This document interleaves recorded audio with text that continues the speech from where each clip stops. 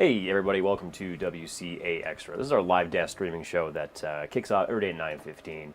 I just wanted to get you on the horn today. We have Laura Ullman on talking about some of the options that older Vermonters have when they're retiring, and that's especially for the case for small business owners. Now, kind of those three options that they face, as they get older, and they kind of wanted to I'm trying to say here, see that what their options are is to sell the business, liquidate and close, and then find a successor. So what we're really focusing on today is that third option, is finding a successor. Laura spoke to a woman yesterday about what she's planning on doing as she kind of navigates her next steps, and the organization that's helping her to, or one organization that can help to do so. So first of all, Laura, good morning. I know you had a bit of a late night last night, so. Good morning, John. Yeah, reporting late last night and reporting throughout the day, but excited to be here on Extra. Absolutely. So kind of jumping right into it, outside of those first two options, again, selling the business and, liquidating, closing, this, a lot of times is that third thing of finding a successor and, what's next for the business for someone who really wants us to step aside. So I know you talked to a woman, Connie, as far as her business goes, textiles, and you spoke to an organization, and kind of fill me in here for people who didn't see the story this morning, what they do and how they can, help these people, find someone new to take over. Right. So, yeah, I'm so lucky I got to meet Connie yesterday. She was a hoot and a holler. I really had a great time learning about her business, which is the Linen Shop in Rochester. And I got to actually speak to three organizations. Not all three organizations actually made it into the story. The ones that did get highlighted were New England Transition Initiative and also, sorry, I need to turn off my emails. And the Vermont Employment Opportunity Center, which helps people transition specifically in Vermont. And so they sort of got to talk about, that third option, a successor, which could also be sometimes when you sell to a third party, because maybe you want to sell to your successor and not have somebody in your family inherit the business. So we sort of got to talk to Connie about what she's looking for in her successor and sort of the challenges that there are to finding a successor. Right, and especially here in Vermont, we're very proud of our small businesses. We ourselves have our own segment, Made in Vermont. It goes to small businesses all across the state. And with that in mind, you did highlight one of those underlying problems. When these businesses close, there's more of an issue than just losing your favorite, one of your favorite shops in town. And what is that? You know what I mean? What is one of those larger impacts when you lose one of these businesses?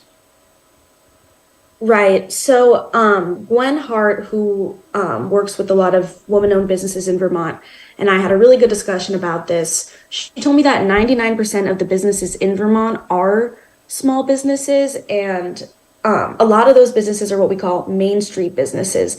The businesses on our main streets, the ones that employ our neighbors and sort of bring vibrancy and life to our communities, the ones that we go downtown to visit and see our friends at. So it doesn't always have to be that someone's retiring, that they need to find a successor. Maybe they want something new in their lives, but keeping those businesses there and the continuity of having those is really what makes our communities. So when we can't find somebody to sort of take over, first of all, people lose their jobs. Second of all, we sort of lose the culture that those businesses have. And it's often a lot harder for, especially in these rural communities, to find the capital to start a new business rather than to continue one. So there's a larger risk there when they close. So that's what Vermont Employment Opportunity Center, the New England Transition Initiative are sort of trying to do, is usher in a new owners so that there's that continuity and less of a risk of people losing jobs, communities losing businesses and their culture. Right, and I guess my last point to kind of highlight here is, one of those organizations had said to you where this is happening the most, especially in a state like Vermont. Where is that?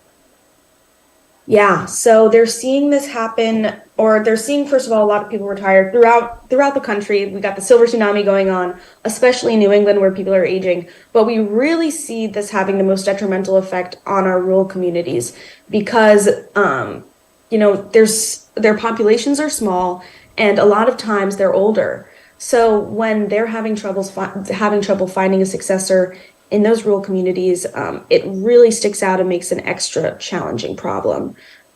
So that's what they told me is where they're seeing this happen the most. Absolutely. And remind me again one more time, too. We'll see it in just a sec, but you had mentioned Connie at the beginning of this.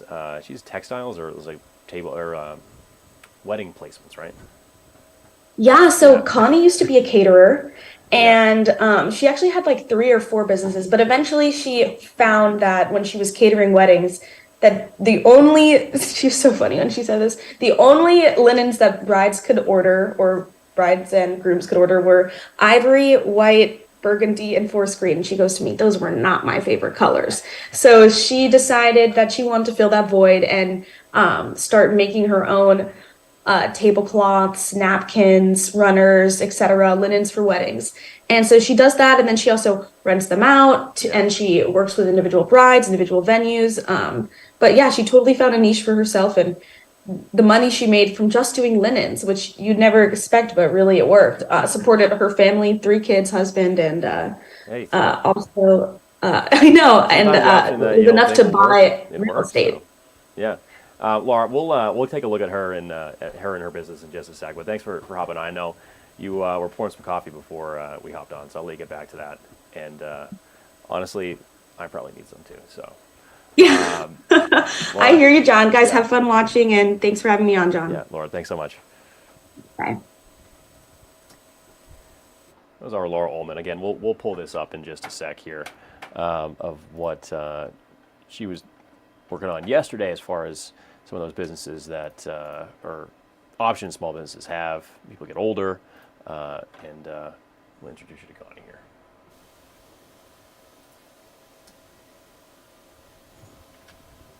That's manufactured, but if it has a real hem, those are ones we made. So I made those, and I made those green ones, and I made those napkins. Constance, or Connie Mendel, catered weddings for years. One day, she noticed the only linens bride could get were ivory, green, and burgundy. Not exactly her favorite colors. I got excited and I said, there's no reason I can't do that. I mean, making tablecloths is not rocket science. At the time, women weren't allowed to take out a loan without a cosigner. That didn't stop Mendel, and she poured her life into making and renting out linens for weddings. It just really took off. She made enough to support her family, buy a country inn and wedding venue, but now she wants to spend more time with her grandkids. I have done well in my businesses, and I'm looking for an opportunity to, maybe set somebody up. There are over 16,000 small businesses owned by people over 55 in Vermont, according to the New England Transition Institute, which means there's lots of legacies up for grabs. It's a trend Rob Brown is noticing. The baby boomer generation was very large, and they started a lot of businesses. There's really only three ways to exit a business. You can sell it to a third party, you can liquidate and close it, or you can find successors, which is what Matt Kropp of Vermont Employee Ownership does. Helps small businesses continue their legacies. And business owners don't really have a plan for where the business will go when they retire. What's really at stake there? The jobs disappear, all of the sort of skills and other things around that business that generate value in a community are gone. In rural communities across the region, where his collaborator Gwen Hart says she's seeing this trend appear the most, they say it's a real risk to a town's vibrancy and sustainability. But with this silver tsunami posing a region-wide threat, also comes an open door for future small business owners. What I'm looking for is someone who has passion and isn't afraid. I'm looking for the next Connie Mendel. If you own a business in New Hampshire, New York, or Vermont, the New England Transition Initiative wants you to fill out a survey about what you're doing next. You can find that survey at our website at WCAX.com. Reporting in Rochester, I'm Laura Ullman, Channel 3 News. And again, you can see Laura's story at WCAX.com. Again, there's more options for what people have when they get a little bit older or want to change careers when they own a small business or work in a small business. Kind of moving on now here is a beautiful photo, not only of just this amazing sunset in Mount Cardigan, but this fun little dog too, saying looking for a hike.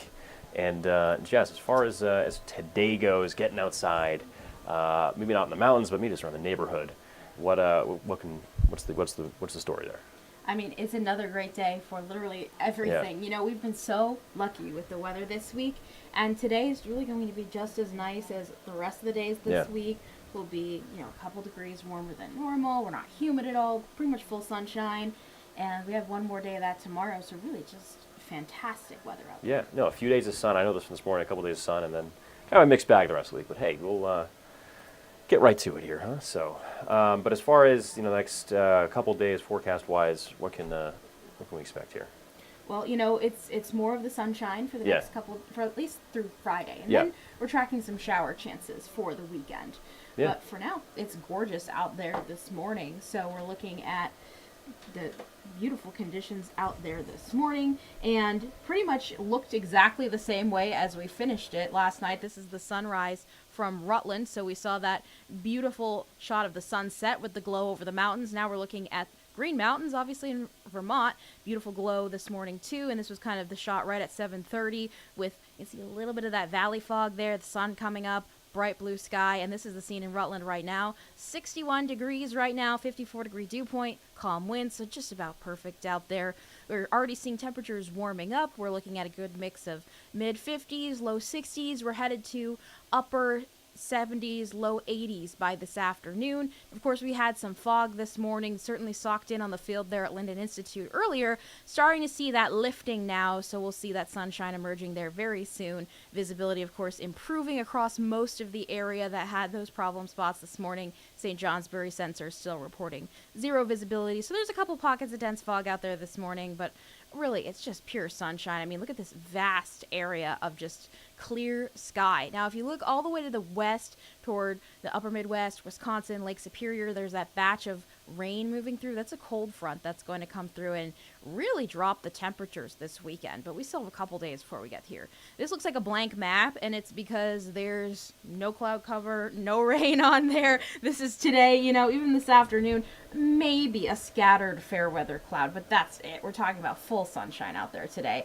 Even tomorrow morning, another clear, calm start to the day for most of us. And we squeeze out one more mostly sunny day on Friday before that front catches up to us heading into Saturday. So here's Saturday morning, and notice how the rain is trying to work into the St. Lawrence Valley, but it takes a while to push east. Northern New York will see the rain before Vermont and New Hampshire, and the best chance for those showers for a lot of us is really looking like afternoon into the evening and early Saturday night. And once that steady batch moves out, we're pretty much done with any steady rain. There could still be a couple of leftover showers, but the bigger difference is going to be the drop in temperatures. Now, dew points have been comfortable all week, and they still are through the rest of this week, but look at that way that it falls off. Sunday, that's behind that cold front. Another push of really crisp fall air Sunday and into Monday. But before then, we're looking at those upper 70s, low 80s today. Tons of sunshine. It's comfortable out there. And into tonight, will be similar to how we started this morning. We'll have a good mix of 40s and 50s out there, mainly clear skies, a few areas of fog to start the day tomorrow morning. And then into the afternoon, another beautiful day, mostly sunny, mid 70s to near 80 degrees.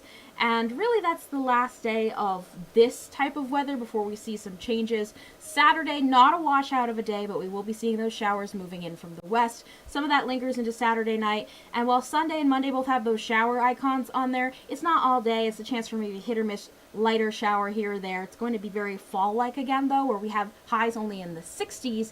Very cool and kind of partly to mostly cloudy at times, but we'll see the sunshine re-emerging by about Tuesday, Wednesday, highs back into the mid-70s. So when we're thinking about, you know, what weather we would want to see here in the first part of September, I mean, Yeah. this is gorgeous. This is it. Yeah. No, Yeah. it's always love. I remember I worked with an older, one of my older meteorologists, and we always talk about like the transitional weather, transitional period. Is that what we're talking about here? It's kind of like that. You know, we're kind of in between phase now. I know it's now meteorological fall, but Yeah, it is. You know, we kind of get, we've had these pushes Yeah. of cool air, and then it Yeah. warms back up, cool air warms back up. And, you know, all things considered so far, there's still a lot of time left before we head into, like, Yeah. real fall.